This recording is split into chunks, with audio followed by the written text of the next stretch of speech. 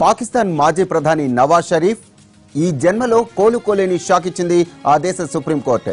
ఇకపై నవాజ్ ఎన్నికల్లో పాల్గొనకూడదని, బహిరంగ సభలు పెట్టకూడదని తేల్చి చెప్పింది. గత ఏడాది ఆయన ప్రధాని పదవికి అనర్హుడని ప్రకటించిన సుప్రీంకోర్టు గత నెలలో ఆయన పార్టీని కూడా రద్దు చేసింది. తాజా తీర్పుతో నవాజ్ రాజకీయ సన్యాసం తీసుకున్నట్లే. మరోసారి పాక్ గద్దెనెక్కాలని కలలుగన్న ఆయన ఆశలపై సుప్రీం తీర్పు నీళ్లు చల్లినట్లే. 5 సభ్యుల ధర్మాసనం ఇంత కఠిన నిర్ణయం తీసుకోవడానికి ప్రధాన కారణం అవినీతి ఆరోపణలు. పనామా పేపర్స్ కేసులో నవాజ్ షరీఫ్ దోషిగా తేలారు. ఆయనపై నల్లధనం ఆరోపణలు కూడా ఉన్నాయి.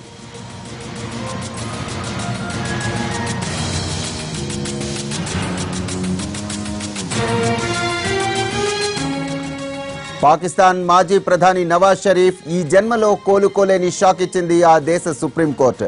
ఇకపై నవాజ్ ఎన్నికల్లో పాల్గొనకూడదని, బహిరంగ సభలు పెట్టకూడదని తేల్చి చెప్పింది.